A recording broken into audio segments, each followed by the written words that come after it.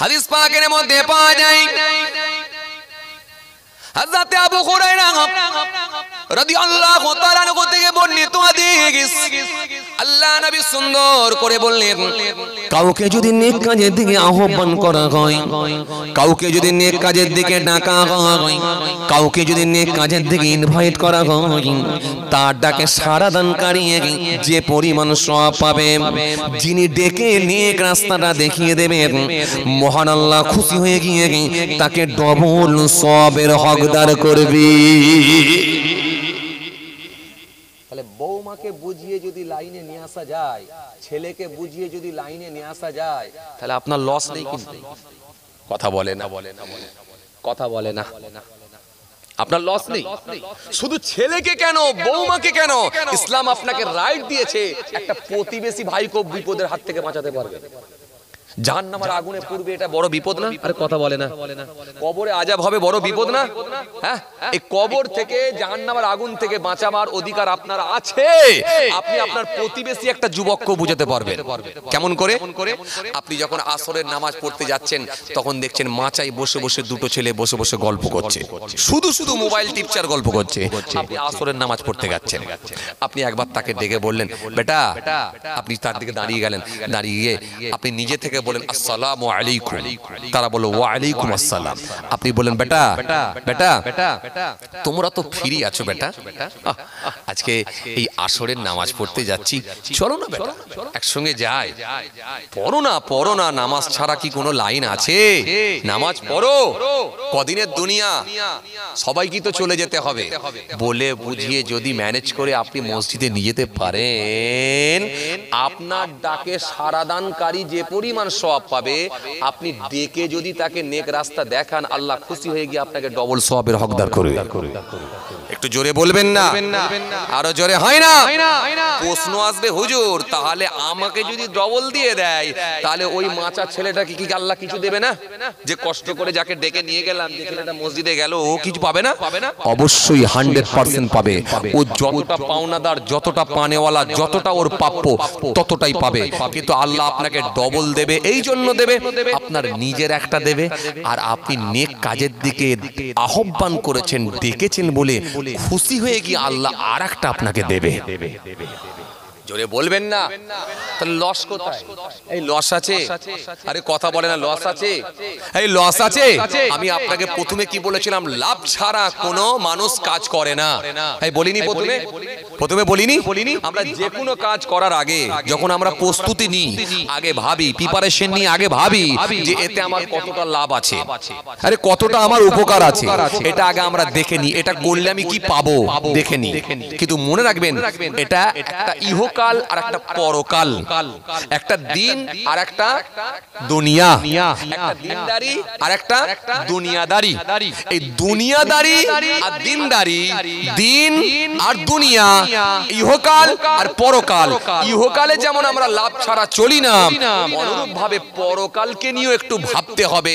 লাভ ছাড়া হাঁটবো না, কথা বলে না, লাভ ছাড়া হাঁটবো না।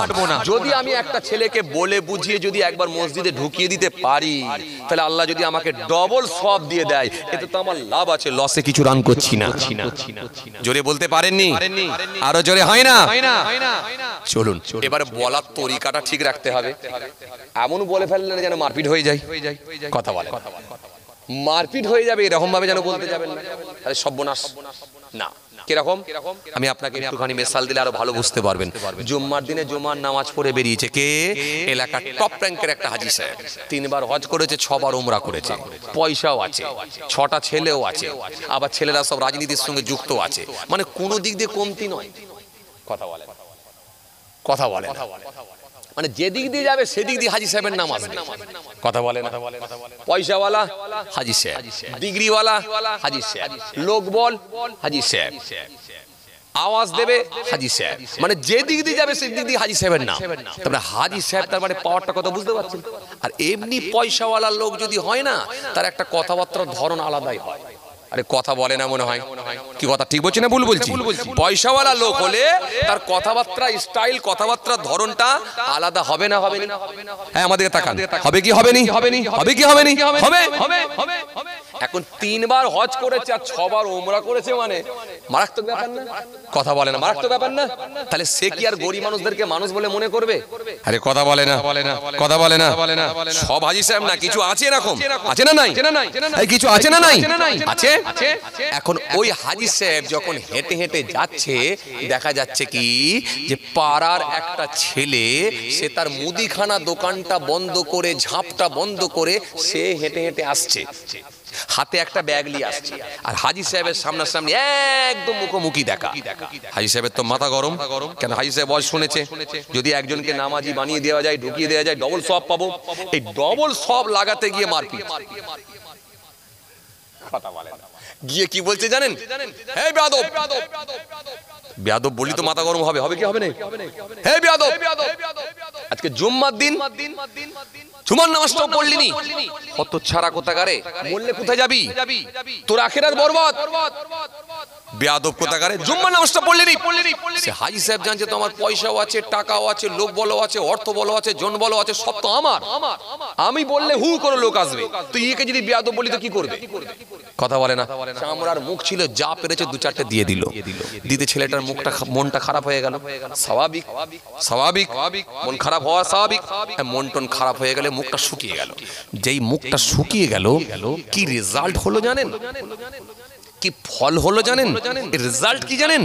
রেজাল্ট হলো একটা ঘোষণা এলো, কি মানজাল্লাযী আতাআল্লা আলাইয়া, কি আছে আমার উপরে অর্ডার জারি করে, আল্লাহ আগফিরু লি ফালানি, আমি নাকি তাকে maaf করব না। কাকে? ওই ছেলেটাকে, ওই ছেলেটাকে আমি নাকি তাকে maaf করব না, ওই ছেলেটাকে আমি নাকি maaf করব না। কে বলছে? আল্লাহ। আল্লাহ বলছে কি আছে আমার উপরে অর্ডার জারি করে, আমি নাকি তাকে maaf করব না। কদ গফরতু লাহু, আমি তাকে মাফ করে দিলাম। কদ গফরতু লাহু, আমি তাকে মাফ করে দিলাম। কেন? ও ছেলেটা একদিন না একদিন ফিরে আসবে, ও একদিন না একদিন ফিরে আসবে। আজ ওর ভুল হচ্ছে, ঠিকই, ভুল হওয়াটা স্বাভাবিক। কেন? তার পেছনে ইবলিস শয়তান লাগানো আছে। এই মানুষের পিছনে ইবলিস শয়তান লাগানো নেই? কথা বলে না, ইবলিস নেই, ইবলিস লাগানো আছে, তার মধ্যে নফস দেওয়া আছে। ভুল হওয়াটা স্বাভাবিক, ভুল হওয়াটা। পানি হচ্ছে নাকি? খেয়াল করেন তো, ভুল হওয়াটা স্বাভাবিক, ভুল হওয়াটা স্বাভাবিক, কারণ তার পেছনে ইবলিস লাগানো আছে।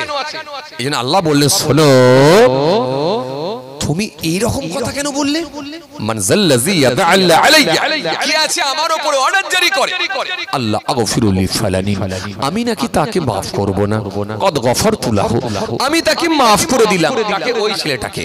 ওয়া হাবাবতু আমালিকা, তোমার আমলকে আমি আল্লাহ বরবাদ করলাম। কার আমল? কথা বলে কার আমল? হাজী সাহেবের আমল। এখন আল্লাহ যদি বলে দেয় কারোর আমলকে বরবাদ করে দেবো, ঘাড়ে ক্ষমতা আছে জান্নাতে যাবার? আরে কথা বলে না, আরে ঘাড়ে ক্ষমতা আছে জান্নাতে যাবার? মহা মুশকিল তো। আপনারা ভাবছেন জোর করে ঢুকে যাবে নাকি? এত আস্তে আওয়াজ দিচ্ছেন কেন? আল্লাহ যদি বলে কারোর আমলকে বরবাদ করে দিলাম, আল্লাহ যদি বলে কাউকে আমি প্রশ্ন করব, তার ঘাড়ে হিম্মত আছে জান্নাতে যাবার? ক্ষমতা আছে? কোনো ক্ষমতা নাই। কেন? জান্নাতে যেতে হলে একমাত্র আল্লাহর দয়া ছাড়া জান্নাতে যাবার কোনো রাস্তা নাই। একমাত্র তার মধ্যে তাওহীদ আর রাসূলুল্লাহর ভালোবাসা, এটা না থাকলে জান্নাতে যাওয়া কোনো উপায় নাই।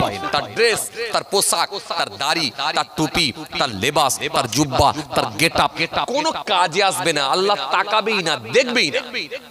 ইন্নাল্লাহ লা ইয়ানজুরু ইলা সূরাতিকুম ওয়া আমওয়ালিকুম ওয়ালাকিন ইয়ানজুরু ইলা কুলুবিকুম ওয়া আমালিকুম। ইন্নাল্লাহ, নিশ্চয় আল্লাহ তাআলা লা ইয়ানজুরু, নাজারা থেকে ইয়ানজুরু, মুজারের সিগা, লা ইয়ানজুরু। এই 14-15 বছর আমি যে মাহফিল, জলসা মাহফিলের লাইনে আছি, আমি বুঝতে পারছি, আমি সমীক্ষা করে দেখছি আজকের দিনে জলসা ব্যাপকভাবে হচ্ছে, কিন্তু হেদায়েতের সংখ্যা কমে যাচ্ছে। আর হেদায়েতের সংখ্যা কমে যাচ্ছে, তার একটা জ্বলন্ত প্রমাণ আপনারা পেয়ে যাবেন। সেটা কি? 100টা ঘরের ভেতরে 80টা ঘর এখন সুদখোর হয়ে গেছে। কথা বলে না। হেদায়েতের সংখ্যা যে কম, এটা তার জ্বলন্ত প্রমাণ। 100টা বাড়ির ভেতরে 80টা বাড়িতে সুদখোর হয়ে গেছে। 100টা লোকের ভেতরে 85টা লোক এখন মিথ্যা বলায় অভ্যস্ত হয়ে গেছে। 100টা লোকের ভেতরে 75টা লোক এখন বিড়িখোর হয়ে গেছে। 100টা লোকের ভেতরে 82টা বাড়িতে এখন মহিলা সমিতি হচ্ছে।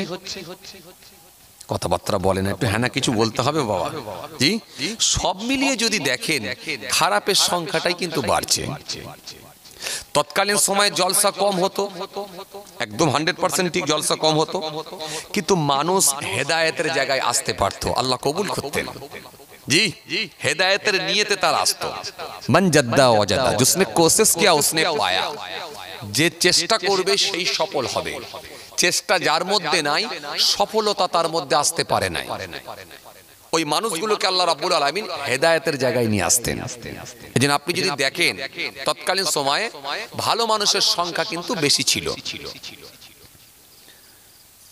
বড় বড় বাড়ি ছিল না, বড় বড় গাড়ি ছিল না, বড় বড় মার্কেট ছিল না, এত ঝিকঝাক দোকান ছিল না, ঝিকঝাক প্যান্ডেল করে লাইটিং করে হতো না। কিন্তু হেদায়েতের যে লোক মানুষ এসে ওখানে হেদায়েত হতে পারত, হেদায়েতের জায়গায় মানুষ আসতে পারত। ওই মানুষগুলো একটা প্ল্যাটফর্মে আসতে পারত, ওই মানুষগুলো হেদায়েত হতো। তাদের নিয়াত ঠিক ছিল, উদ্দেশ্য ঠিক ছিল, হেদায়েতের জায়গায় তারা আসতে পারত। এই জন্য হেদায়েত হতো বলে মানুষগুলো ভালো হয়ে যেত। দেখেন মানুষের মধ্যে উদারতা ছিল, মানুষের মধ্যে আন্তরিকতা ছিল, মানুষের মধ্যে কি বলে সম্প্রীতি ছিল, মানুষের মধ্যে ঐক্য ছিল, মানুষের মধ্যে আপনার কি বলে মানুষের মধ্যে শিষ্টাচার ছিল, বড় ছোট মানামানি ছিল। সব মিলিয়ে দেখবেন যদি দেখেন তৎকালীন সময়ের মানুষগুলো কিন্তু ভালো লোক ছিল। পিছিয়ে যান, মুরব্বীরা আছে 20 বছর পেছান, মুরব্বীরা আছে 30 বছর পেছান, তখনকার চিত্রটা একবার মনে করে দেখুন। আর আজকের বর্তমান যা সিচুয়েশন, বর্তমান যা অবস্থা, এই চিত্রটা একবার মনে করে দেখুন। জলসা বেড়েছে, মাদ্রাসা বেড়েছে, হুজুর বেড়েছে, বক্তা বেড়েছে, ওয়াইজিন বেড়েছে, ইমাম সাহেব বেড়েছে, হাফিজ সাহেব বেড়েছে, মৌলানা সাহেব বেড়েছে, পীর সাহেব বেড়েছে, কিন্তু দেখেন মানুষ খারাপ হয়ে যাচ্ছে। মিথ্যেবাদী বেড়েছে, সুদখোর বেড়েছে, ঘুষখোর বেড়েছে, আমানতের খেয়ানতকারী বেড়েছে, পরচর্চা বেড়েছে, গীবত বেড়েছে, রিয়া বেড়েছে, পরচর্চা বেড়েছে, হিংসা বেড়েছে, আমানতের খেয়ানতকারী বেড়ে গেছে, গরিবের মাল আত্মসাৎ করে নেওয়ার লোক বেড়ে গেছে। সব মিলিয়ে যদি দেখেন আজকে কিন্তু খারাপ লোকের সংখ্যা বেড়ে গেছে। অথচ সব জলসা বাড়ছে, হুজুর বাড়ছে, বক্তা বাড়ছে, ইমাম সাহেব, হাফিজ সাহেব, পীর সাহেব, মসজিদ, মাদ্রাসা সব বাড়ছে, কিন্তু ভালো লোকের সংখ্যা কমে যাচ্ছে। তবে টোটাল যে ভালো লোক নেই এটা বলা যাবে না, কেন ভালো লোক না থাকলে আমার আল্লাহ কিয়ামত করে দেবে। যতদিন পর্যন্ত আমার আল্লাহকে আল্লাহ বলে ডাকনেওয়ালা একটা ইমানদার থাকবে, আমার আল্লাহ তার ওসিলায় কিয়ামত করবেন না। জোরে বলবেন না? তার মানে এখনো ভালো লোক আছে, কিন্তু সেটা সংখ্যায় কম, একেবারে সীমিত, একেবারে সীমিত, তলানিতে ঠেকে গেছে। এটা ঠিক না। তো সুতরাং আমি আপনাকে যেটা বোঝাতে চাইছিলাম, তাহলে এত জলসা মাহফিল, হুজুর, বক্তা, ওয়াইজিন ইউটিউবে ফাটাফাটি চলছে, এরপরও এত খারাপ মানুষের সংখ্যা বেড়ে যাচ্ছে কেন? তার মানে আপনাকে বুঝতে হবে দিনকে আমরা ঠিকঠাক ভাবে মানি না, ধর্ম আমরা মানি না। কেন? ধর্ম আল্লাহ দিয়েছেন মানুষকে ভালো করার জন্য, মানুষকে হেদায়েতের জন্য আল্লাহ ধর্ম দিয়েছেন। আর এই ধর্মকে যদি কেউ পরিপূর্ণভাবে মেনে নেয়, নিশ্চিতভাবে তার ভেতরে আল্লাহর ভয় ভীতি ঢুকে যাবে, সে মানুষটা নিশ্চিতভাবে ভালো লোক হয়ে যাবে। জোরে বলতে পারেননি? আরো জোরে হয় না? আরো জোরে হয় না? এই জন্য ধর্ম মেনে যদি আপনি ভালো লোক না হতে পারেন, তাহলে এটা আপনার ব্যর্থতা ছাড়া আর অন্য কিছু না। নিশ্চিতভাবে আপনাকে ভালো হতেই হবে, কেন ধর্ম এসেছে মানুষকে ভালো করার জন্য, হেদায়েত করার জন্য। আল্লাহ এই জন্য ধর্ম দিয়েছেন, ধর্ম মানতে বলেছেন। কেন? সারা পৃথিবীর মানুষ যদি নামাজ না পড়ে, এতে আমার আল্লাহর কোনো ক্ষতি হবে না। সারা পৃথিবীর মানুষ যদি রোজা না রাখে, আল্লাহর কোনো ক্ষতি হবে না। সারা পৃথিবীর মানুষ যদি রাসূলুল্লাহর সুন্নাত না মানে, এতে রাসূলুল্লাহর কোনো ক্ষতি ক্ষতি হবে না। কিন্তু মানতে বলা হয়েছে এই কারণে, যাতে করে মানুষ হেদায়েত হয়, যাতে করে মানুষ ভালো হয়ে যায়, যাতে করে মানুষ ত্রুটি মুক্ত হয়, যাতে করে মানুষ গুনাহ মুক্ত হয়, লাআল্লাকুম তাত্তাকুন, যাতে করে মানুষ মুত্তাকি হতে পারে, পরেজগার হতে পারে, ত্রুটি মুক্ত হতে পারে, ময়লা মুক্ত হতে পারে, গুনাহ মুক্ত হতে পারে। এই গুনাহ মুক্ত বানানোর জন্যই আল্লাহ বলেছে তোমরা আমার ধর্মকে মেনে নাও। রাসূলুল্লাহ সাল্লাল্লাহু আলাইহি ওয়াসাল্লামকে জিজ্ঞাসা করা হলো, আইয়ুন নাসি খায়রুন ইয়া রাসূলুল্লাহ, ইয়া রাসূলুল্লাহ, হাবিবাল্লাহ, হুজুর কোন মানুষটা সবথেকে ভালো মানুষ হুজুর একবার বলেন। কে ভালো? আল্লাহর কাছে কে ভালো? আল্লাহর কাছে কে প্রিয়? আল্লাহর কাছে কে পছন্দনীয়? আল্লাহর কাছে কে ভালো? আপনারা বলতে পারবেন? এই মাহফিলে এত মানুষ বসে আছেন, আপনারা বলতে পারবেন যে আল্লাহর কাছে কে ভালো? কথা বলেন, এটা হ্যাঁ না কিছু বলো না রে বাবা। এই এত মানুষ বসে আছেন, ছোট বড় মাঝারি বয়স্ক যুবক বাচ্চা, এত মানুষ বসে আছেন, বলেন তো আল্লাহর কাছে কে প্রিয় বলতে পারবেন? এর ভেতর থেকে কোন মানুষটাকে আল্লাহ পছন্দ করে বলতে পারবেন কেউ?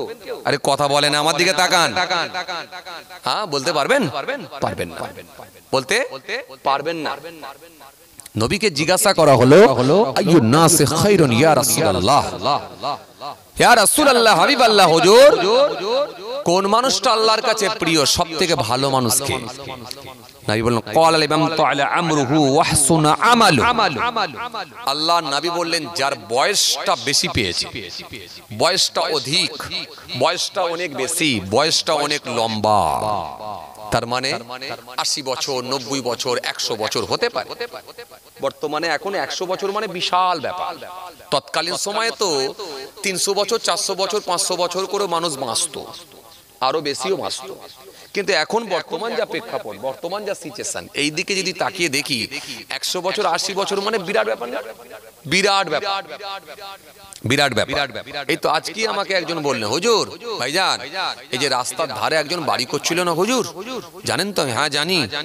ওফ, গত পরশু দিনের ছেলেটা মারা গেল। সুন্দর বাড়ি করছিল, সে জানে না ওই বাড়িতে বানাবে, বাড়িটাই থাকবে, প্রায় কম বেশি 1 কোটি টাকার কাছাকাছি তার স্কিম ছিল, খরচা করবে 1 কোটি টাকার বাজেট। এত বিশাল বড় বাড়ি করছে, বোম্বাই থেকে আসবে, ঢালাই দেবে,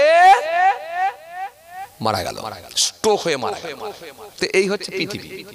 সুতরাং সব মিলিয়ে যদি দেখেন, বেঁচে থাকাটা এখন অস্বাভাবিক ব্যাপার, মরে যাওয়াটাই হলো স্বাভাবিক ব্যাপার। এজন্য সেই ব্যক্তিটাই হলো বুদ্ধিমান জ্ঞানার, কে? যে তার মওতকে অনেক নিকটে কাছে মনে করতে পেরেছে। সেই ব্যক্তিটাই হলো বুদ্ধিমান জ্ঞানার, কে? যে নিজেকে জীবনকে ছোট করে নিতে পেরেছে। সেই ব্যক্তিটাই বুদ্ধিমান জ্ঞানার। আসেন খেয়াল করেন, তাহলে কোন মানুষটা সবথেকে ভালো মানুষ আমরা কেউ জানি না। আল্লাহর নবী কি বলেন? ক্বালা লিমান তাআলা আমরুহু ওয়া হাসুনা আমালুহু। আল্লাহর নবী বললেন, যার বয়সটা অধিক, যার বয়সটা বেশি, আর পাশাপাশি আমলটা ভালো। বয়স বেশি আর পাশাপাশি কথা বলে না, একটু কথাবার্তা বলেন, পাশাপাশি আমলটা ভালো। বয়স বেশি আর সাথে আমল ভালো, বয়স বেশি সাথে আমল ভালো। তার মানে একটা লোক 80 বছর বয়স পেয়েছে, কিন্তু 80 বছর বয়স পেলে কি হবে, লোকটার সাথে পাশাপাশি ওই মানুষটা কিন্তু ভালো আমলও করেছে। এই লোকটা আমার আল্লাহর কাছে প্রিয় বান্দা। আর যে লোকটা 90 বছর বয়স পেয়েছে কিন্তু তার ভেতরে কোনো আমল নাই, তাহলে এই লোকটা কিন্তু আমার আল্লাহর কাছে প্রিয় ব্যক্তি নয়। কথা বুঝে আসছে? তাহলে আল্লাহ নবী কি বললেন? বয়স লম্বা এটা শুধু শেষ করলেন না, পাশে আমল ভালো। কেন? আমলই মানুষকে পরিবর্তন করে দেবে, চেঞ্জ করে দেবে, তার আমল তাকে পাল্টাবে। এবার আপনাকে আমাকে একটু খুব ভাবনা চিন্তা করে মিলিয়ে দেখতে হবে যে আপনার আমার নামাজ, আপনার আমার দাড়ি, আপনার আমার টুপি, আপনার আমার সুন্নাত, আপনার আমার ফরজ, আপনার আমার ওয়াজিব, আপনার আমার মুস্তাহাব, আপনার আমার ফারজে আইন, আপনার আমার ফারজে কিফায়া, আপনার আমার সুন্নতে মুআক্কাদা, আপনার আমার সুন্নতে গায়র মুআক্কাদা, এটা আপনাকে আমাকে কতটা চেঞ্জ করতে পেরেছে, পাল্টাতে পেরেছে। কিছু কথা বুঝতে পারছেন বাবাজি? খুব ঠান্ডা বেরেনে বোঝেন কিন্তু। আপনি কত নামাজ পড়ছেন আমি এটা জিজ্ঞাসা করিনি। আপনি কত বড় দাড়ি ঝুলিয়েছেন আমি এটা জিজ্ঞাসা করিনি। আপনি কত দামি টুপি পরছেন এটা জিজ্ঞাসা করিনি। আপনি কত দামি জামা পরছেন আমি এটা জিজ্ঞাসা করিনি। আপনি কত জিকির করেন আমি এটা জিজ্ঞাসা করিনি। আমি আপনাকে জিজ্ঞাসা করেছি আপনার আমল আপনাকে কতটা পাল্টাতে পেরেছে। কেন? আপনার আমল, আপনার জিকির, আপনার নামাজ, আপনার টুপি, আপনার সুন্নাত, আপনার ফরজ আপনাকে পাল্টাবে। আর যদি পাল্টে না দিতে পারে তাহলে জানবেন ওই নামাজ, ওই দাড়ি, ওই টুপি আল্লাহর দরবারে কোনো কাজে লাগছে না। কেন? আপনার আমল আপনাকে চেঞ্জ করবে, পাল্টাবে। আপনার কথাবার্তার ধরন আলাদা হয়ে যাবে। আপনি উদার মনের মানুষ হয়ে যাবে। আপনার মধ্যে উদারতা আসবে, আপনার মধ্যে আসবে আন্তরিকতা, আপনার মধ্যে আসবে মানবতা, আপনার মধ্যে আসবে শিষ্টাচার, আপনার মধ্যে আসবে মানামানি, বড় ছোট মানামানি, আপনার মধ্যে আসবে কি ভালোবাসা। সব মিলিয়ে যদি দেখা হয় মানুষটা আলাদা হয়ে যাবে, তার অ্যাটিটিউডটা আলাদা হয়ে যাবে, পাল্টে যাবে। কিছু কথা বুঝতে পারছেন? পাল্টে যাবে। আর যদি পাল্টে না যায়, আপনি যত বড়ই দাড়িওয়ালা হন, যত বড়ই জুব্বাওয়ালা হন, যত বড়ই পিরহানওয়ালা হন, যত বড়ই হাফেজ সাহেব হন, যত বড়ই মৌলানা সাহেব হন, যত বড়ই পীর সাহেব হন, যত বড়ই দরবেশ সাহেব হন, যদি পাল্টে না যেতে পারেন তাহলে জানবেন ওই রকম স্ট্যাম্প মারা লোকের আমার আল্লাহর কাছে কোনো দাম নাই। কিছু কথা বুঝতে পারছেন আমার? এই কথা বুঝতে পারছেন? আপনার আমল আপনাকে পাল্টাবে, আমার আমল আমাকে পাল্টাবে। কেন? আপনাকে এমন ভাবে পাল্টে দেবে আপনার নকশাটা পুরো নবিয়ানা নকশাই হয়ে যাবে। কিছু কথা বুঝতে পারেন? কথা বুঝতে পারছেন? সাধারণ মানুষ তো দূরের কথা, আপনি দেখেন আজকে ইউটিউবের যুগ, দেখেন বক্তা, ওয়াজিন, মোল্লা, মৌলবী, মুফতি সাহেব, ইমাম সাহেব, হাফেজ সাহেব, পীর সাহেব, ভাষা দেখেন একবার মোবাইলে। এ ওকে কটাক্ষ করে, ও ওকে কটাক্ষ করে, এ ওকে এক আগুন দেখালে ও ওকে তিন আগুন দেখায়। কথা বলছেন না কেন বাপ? তার মানে কেউ কাউকে ছাড়তে নারাজ, খালি বলছে হাম কিসি সে কম নেহি। আরে কথা বলে না, তুমি যদি ইট ছুঁড়ো আমি তোমাকে পাথর ছুঁড়বো, আমি কিন্তু কোনো অংশে কম নয়। এই যে ব্যাপার, তার মানে এই লক্ষণটা কিন্তু ভালো লক্ষণ না। সেই উদারতা কোথায় গেল? সেই নম্রতা কোথায় গেল? সেই ভদ্রতা কোথায় গেল? সেই নবিয়ানা আদর্শ কোথায় গেল? সেই কথাবার্তার ধরনটা নবিয়ানা কোথায় গেল? নবীর পিঠেতে যখন উটের নারী ভুঁড়িগুলো চাপিয়ে দিয়েছিল আল্লাহ নবী কিন্তু এরপরও তাদের সঙ্গে খারাপ ব্যবহার করেননি। নবীকে যখন তায়েফের জমিনে দান দান শহীদ করে দেওয়া হয়েছিল, নবীকে যখন ফেলে দেওয়া হয়েছিল, দাঁত মোবারক গুলো ভেঙে গিয়েছিল, রক্তে রক্তপাত হয়ে গিয়েছিল, এর পরও কিন্তু আল্লাহর নবী তাদের সঙ্গে খারাপ আচরণ করেননি। এই শিক্ষাটা কোথায় গেল? বর্তমানে আপনাকে অনুসরণ করবে সাধারণ মানুষ।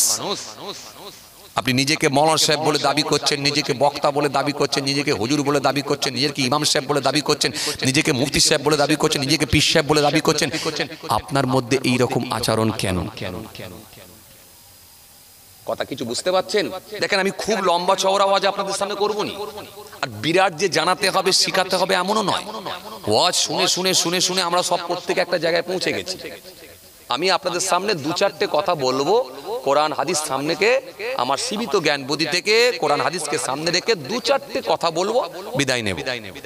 বাল্লিগু আন্নি ওয়ালাউ আয়া, এই দিকে লক্ষ্য করে আমি আপনাকে যেটা বোঝাতে চেয়েছি, আপনার আমল আপনাকে কতটা পাল্টাচ্ছে দেখেন।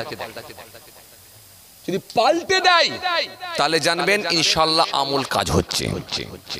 আর যদি পাল্টে না দিতে পারে, আপনি ডিগ্রি অনেক নিয়ে আছেন, 3 বার হজ করেছেন, 6 বার ওমরা করেছেন, কিন্তু একটা লোক একটা কথা বললে 3টে উত্তর দেন, জমি বাড়িতে দেখতে গেলে একবার কেঁচা বেঁধে গালাগালি দেন, মনে রাখবেন ওই রকম ডিগ্রিওয়ালা মানুষের কোনো প্রয়োজন আল্লাহর দরবারে নেই। কিছু কথা বুঝতে পারছেন? আপনার মধ্যে উদারতা আসবে, আপনার মধ্যে নম্রতা আসবে, আপনার মধ্যে ভদ্রতা আসবে, আপনার মধ্যে শিষ্টাচার আসবে, আপনার মধ্যে আন্তরিকতা আসবে, আপনার জবানের কথাবার্তার ধরন আলাদা হয়ে যাবে, আপনার লেবাস পোশাক আলাদা হয়ে যাবে। আপনাকে দেখলেই লোক মনে করবে না এই লোকটা কিন্তু অন্য লোকের মতো নয়। কিছু কথা বুঝতে পারছেন বাপ? তখন জানবেন জলসা মাহফিলে গিয়ে আমার ফায়দা হয়েছে, নামাজ পড়ে ইনশাল্লাহ কাজ হয়েছে, রোজা রেখে ইনশাল্লাহ কাজ হয়েছে। কেন? আমাকে আমল পাল্টে দিয়েছে। পাল্টাবে আমল, আল্লাহ করার নির্দেশ এই জন্য দিয়েছে বান্দাকে পাল্টানোর জন্য। আর যদি পাল্টে না যায় তাহলে জানবেন এই জিকির, এই তসবিহ, এই আমল আল্লাহর কাছে কাজে লাগছে না। হে তরুণিয়া নওজওয়ান জামাকেরা, হে আমার মুরব্বিয়ারা, বাবা রাসূলকে দেখি এই ধর্ম যারা মেনেছেন, আমল যারা করেছিলেন, তারা প্রত্যেকেই তো পাল্টে গিয়েছিলেন। তাদের নকশা, তাদের আচার, তাদের ব্যবহার, তাদের কথাবার্তা ধরনটা সবই ছিল নবিয়ানা নকশায়। তাদের লেবাস, আবার তাদের পোশাক, তাদের ইবাদত যখন তাদেরকে পাল্টে দিয়েছে, তারা এক একজন আল্লাহর ওলি হয়ে গেছে। কেন? নবীর দরজা বন্ধ হলেও কিন্তু অলির দরজা খোলা। নবীর দরজা বন্ধ হলেও অলির দরজা খোলা। আপনি চেষ্টা করলে অলি হতে পারবেন, কিন্তু চেষ্টা করলে নবী হতে পারবেন না। অলি মানে কম নয়। খাজা গরিবে নওয়াজ আগুনের ইশারা দিয়ে পাথর ঝুলিয়ে দিয়েছেন, এটা অলি। হ্যাঁ, বড় পীর আব্দুল কাদের জিলানী পানির ওপর দিয়ে হেঁটে হেঁটে গেছেন, এটা অলি। সুফি আব্দুল মোমেন সাহেব রহমাতুল্লাহ আলাইহি জঙ্গলের ভেতরে গিয়ে ইবাদত করেছেন। জঙ্গলের হিংস্র প্রাণীগুলো হুজুরের পাশে এসে ঘোরাঘুরি করছে, স্পর্শ করতে পারেনি, এটা অলি। দাদা হুজুর পীর কেবলা রহমাতুল্লাহ আলাইহি কি দরজার মানুষ ছিলেন, কত বড় আল্লাহর ওলি ছিলেন, কত উঁচু স্তরের মানুষ ছিলেন, যার জবানের দোয়াটা তৎক্ষণাৎ আল্লাহর দরবারে কবুল হতো, এটা ওলি। তাহলে অলির দরজা খোলা আছে, কিন্তু নবীর দরজা খোলা নাই।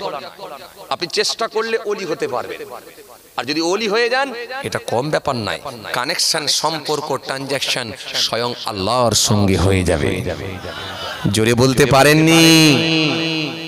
আসেন, ভুল বুঝবেন না, রাগ করবেন না, খুব ভালোভাবে আপনাকে ছেঁকে নিতে হবে, ভাউচার বের করতে হবে। ভাউচার বের করবেন। আপনি আপনার ভাউচারটা বের করে দেখুন আমার মধ্যে কি ডিস্টার্ব আছে। ভাউচারটা একবার বের করুন। নামাজের খাতায় দেখুন নাম আছে নাকি? আমার নামাজের খাতায় নাম। রোজার খাতায় আপনার নাম আছে নাকি? আমার রোজার খাতাতেও নাম আছে। দান খায়রাতের খাতাতে আপনার নাম আছে নাকি? আমার দান খায়রাতের খাতাতেও নাম আছে। আওকাত আপনার আল্লাহ দিয়েছেন, যাকাতের খাতাতে আপনার নাম আছে নাকি? আমার যাকাতের খাতাতেও নাম আছে। আওকাত আল্লাহ আপনার দিয়েছেন, হজের খাতায় নাম আছে নাকি? হ্যাঁ, আমার হজের খাতাতেও নাম আছে। সব জায়গায় দেখলেন আপনার নাম আছে, নাম আছে, নাম আছে। এবারে আপনি আপনার পরিবারের দিকে একবার তাকিয়ে দেখলেন আমার পরিবারের ভেতরে কোনো ডিস্টার্ব আছে নাকি একবার খুঁজে দেখি। যখনই আপনি লিস্ট খুললেন ধরা পড়ে গেল আপনার বৌমাটা মহিলা সমিতির হেড হয়ে আছে। বৌমা মহিলা সমিতির হেড, মহিলা সমিতি করে।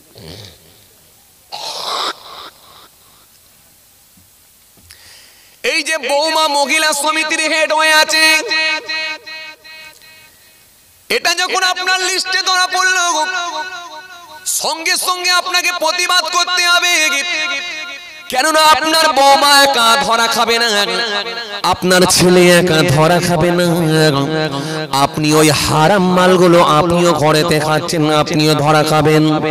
কেননা নবী জানিয়েছেন লা ইয়াদখুলুল জান্নাতা লাহমুন নাবাতা মিনাস সুতি ওয়া কুল্লু লাহমিন নাবাতা মিনাস সুতি কানাতিন নারু আওলা বি। নবী বললেন জেনে শুনে যদি এক জাররা পরিমাণ হারাম খাদ্য ভিতরে ঢুকে যায়, আমি রাসূলুল্লাহ বলি ওই শরীরটা কোনোদিন জান্নাতে যাবে না। বলবেন হুজুর বৌমা যখন খাচ্ছে, বৌমা যখন হারাম খাদ্য নিয়ে এসে ঘরে খাওয়াচ্ছে, বৌমা যদি মহিলা সমিতি করে এ কি আমার দোষ? দোষ আপনার। কেন? কেন? কেন? ওই বাড়ির হেড আপনি। আপনার মেয়ে যদি দোষ করে দোষ আপনার, আপনার বউ যদি, আপনার বিবি যদি বেপরদা হয়ে ঘুরে বেড়ায় দোষ আপনার। কেন? ওই বাড়ির হেড আপনি। বলে বউ বেপরদা হয়ে ঘুরেছে, এতে আমাকে দায়ভার নিতে হবে? হ্যাঁ, আপনাকে নিতে হবে। কেন? কন্ট্রোলের ফিঙ্গার তো আপনি মেরেছিলেন। কথা মনে হয় বলে না, কথা মনে হয় বোঝে না। সেদিনে যখন অফিস থেকে বলেছিল এই বাড়ির হেড কে, তখন বললেন আমি। কেন বললেন না যে এই বাড়ির হেড আমার ছেলে? কেন বললেন না এই বাড়ির হেড হচ্ছে আমার বউ? কেন বললেন না এই বাড়ির হেড হচ্ছে আমার বৌমা? এটা তো বলেননি, বললেন এই বাড়ির হেড আমি। কথা বলে না। এই বাড়ির হেড কে? আমি। কটা ছেলে চাচা? 3টে ছেলে। মেয়ে কটা? 2টো। বউ কটা? 1টা। কটা হলো? 6টা। কটা হলো? 6টা। নিজেকে নিয়ে 1টা। কটা? 7টা। এই 7 জনের ফ্যামিলি সদস্য যা আছে সবাইয়ের কিন্তু হেড হলাম আমি। কথা বলে না। হেড কে? আমি। আপনি ফিঙ্গার মারলে তবে রেশন উঠবে, হেড আপনি। আর আমার আল্লাহ কোরআনের মধ্যে ঘোষণা দিলেন তুমি বাঁচো আর তোমার পরিবারের সদস্যদের বাঁচাও, কেন আমি আল্লাহ তোমাকে বানিয়ে দিয়েছি হেড। জোরে বলবেন না? আরো জোরে বলবেন না? তোমাকে বানিয়ে দিয়েছি হেড। সামনের বাজারটার নাম কি? রাজবাড়ি। তুমি 1 কাপ চা খেতে যাবে রাজবাড়িতে, তোমার বউকে যদি না বলে যাও কোনো ক্ষতি হবে না, কিন্তু তোমার বিবি যদি মায়ের বাড়ি যায় তোমাকে না বলে গেলে ক্ষতি আছে, আল্লাহ ধরবে। কেন? ওটা তো স্বামী, ও ছিল হেড। কথা বলেন। তা বলে যেন আবার ঘরে গিয়ে বউকে বলবেন না এই জানিস তো আমি হেড। কথা বুঝতে পারছেন না? এইভাবে যেন বলতে যাবেন না। কেন? আপনি রাজবাড়িতে যখন চা খেতে যাচ্ছেন যান, আপত্তি নেই, একটু বউকেও বলে যাবেন দিনকাল ভালো নাই, সেও তো টেনশন করবে, চিন্তা করবে এখন স্বামী চা খেতে গেল নাকি না কেউ তুলে নিয়ে চলে গেল। আপনাদের এলাকায় তো আবার ভালো নাই, যখন তখন গোলমাল। কথা বলে। আরে কথা বলছেন না কেন? হ্যাঁ কথা বলেন। তো সেও তো টেনশন করবে, বলে যান। কিন্তু আমি শরীয়তের অ্যাঙ্গেলে কথা বলছি, শরীয়তের দৃষ্টি দিয়ে যদি দেখেন তাহলে আল্লাহ কিন্তু আপনাকে হেড করেছেন, আপনার বউকে নয়।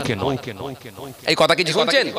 তাহলে আপনাকে, আপনার মেয়ের হেড আপনি, আপনার ছেলের হেড আপনি, আপনার বউয়ের হেড আপনি, সবার হেড আপনি। অর্থাৎ সবাইকে বাঁচানোর দায়িত্ব আপনার। দায়িত্ব কার?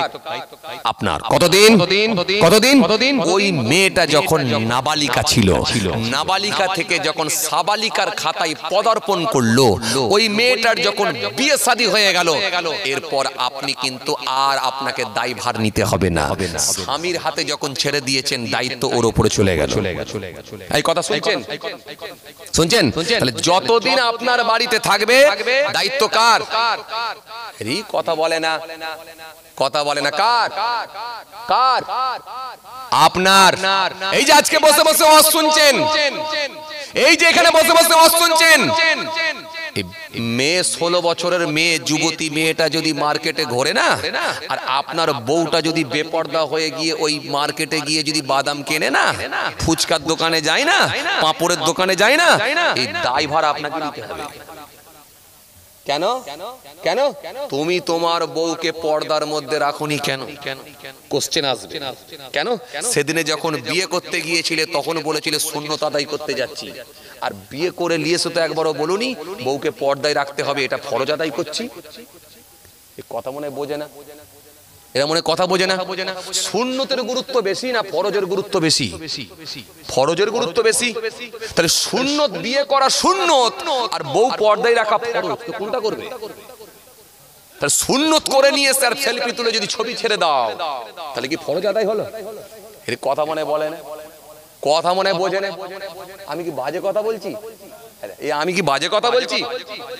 আপনি সুন্নত আদায় করে নিয়ে এসে বউকে সাথে করে নিয়ে কোথায় পার্কে গেছেন সেখানে তুলেছেন ছবি, তুলে ফেসবুকে মারছেন ছবি। কোথায় পাহাড়ে উঠেছেন সেখান থেকে ছবি তুলে ছাড়ছেন ফেসবুকে, দিয়ে সারা বিশ্বের লোককে দেখাচ্ছেন। সুন্নত আদায় করতে গিয়ে ফরজ ছাড়ছেন, তাহলে গুনাহগার হতে হবে কি হবে না? আচ্ছা কিছু বুঝতে পারছেন আপনি? এটা সেলফি তোলার ওয়াজ হচ্ছে তো, মোবাইলের ওয়াজ। আপনি হয়তো অফলাইনের লোক, হয়তো বুঝতে পারছেন নাকি জানিনি। আচ্ছা, তো অফলাইনের লোক, অনলাইনের লোক নয়। মোবাইল নেই তো চাচা, এটা চাচার মোবাইলই নেই। চাচা বলে সেলফি তোলা আওয়াজ আবার কি? কথা বুঝছেন? সেলফি তোলা আওয়াজ আবার কি বুঝাতে চাইছে? এই ছবি তোলে, ছবি এই ইয়ং ছেলেগুলো জানে। কথা বুঝছেন কি বলছি? তাহলে সুন্নত করে ফরজ ছেড়ে দেবেন, এর দায়ভার কিন্তু আপনাকেই নিতে হবে, না আল্লাহর কাছে ধরা খেতে হবে। আল্লাহ কি বললেন? তুমি বাঁচো আর তোমার পরিবারের সদস্যদের বাঁচাও। তাহলে বলবেন হুজুর কি করব? চলুন একটু আগে যাচ্ছি। কোথায়? ওই যে বৌমা মহিলা সমিতির হেড ছিল, তাকে বোঝান, নক করেন, বৌমা কি হয়েছে? আব্বা আমি নামাজি, আমি হজ করেছি, আমি কোনো না কোনো হুজুরের হাতে হাত দিয়ে বায়াত মুড়িত হয়েছি। আমি জানি, শুনেছি, আমি জেনেছি, শুনেছি এই কি বলে মহিলা সমিতির টাকা নাকি হারাম খাদ্য। এই হারাম খাদ্য, এই হারাম খাদ্যটা ঘরে নিয়ে এসে মিক্সড করে আমাকে খাওয়াচ্ছ, এটা কিন্তু আমি খেতে পারবো না। তোমাকে আর মহিলা সমিতি করতে হবে না। পরিষ্কার কথা। তখন বৌমা বলল, আপনি আপনার ছেলেকে বলেন। ছেলেকে ডেকে বলেন, বেটা বৌমাকে আর মহিলা সমিতি করতে দেওয়া যাবে না, কারণ আমি শুনেছি আমি হুজুরের হাতে হাত দিয়ে বায়াত হয়েছি, আমি হজও করেছি। সুতরাং আমি বলছি তোমার বউকে, তোমার বিবিকে, আমার বৌমাকে আর মহিলা সমিতি করতে দেওয়া যাবে না, কোনো সম্পর্ক রাখা যাবে না। মনে রেখো, যদি মহিলা সমিতি করে তাহলে এই ঘরেতে তোমার বউকে আর তোমাকে আমি রাখবো না, আর যদি তোমরা থাকো তাহলে তোমাদের সঙ্গেও কিন্তু আমার সম্পর্ক থাকবে না।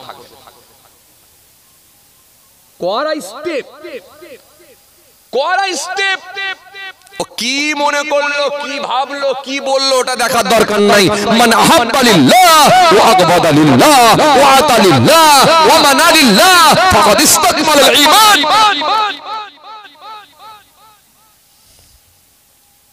আর যদি বুঝিয়ে লাইনে নিয়ে আসতে পারেন, আপনি গেনার, সাকসেসফুল। কিছু কথা বুঝতে পারছেন? তাহলে আপনি আপনার ভাউচারে ধরে দেখলেন যে আপনার ভেতরে কোনো পাপ আছে নাকি, ডিস্টার্ব কোথায়। ভাউচার দেখলেন কোনো ডিস্টার্ব নেই, কিন্তু ডিস্টার্ব পড়ছে কোথাও আপনার পরিবারের মধ্যে। কেন বৌমাটা মহিলা সমিতি করছে, সমস্যা এটা। চলুন ছেলেকে ডেকে বলুন, না বেটা এটার করা যাবে না। প্রথমে বুঝিয়ে বলুন, বুঝিয়ে বলে যদি লাইনে আনতে পারেন কি হবে জানেন?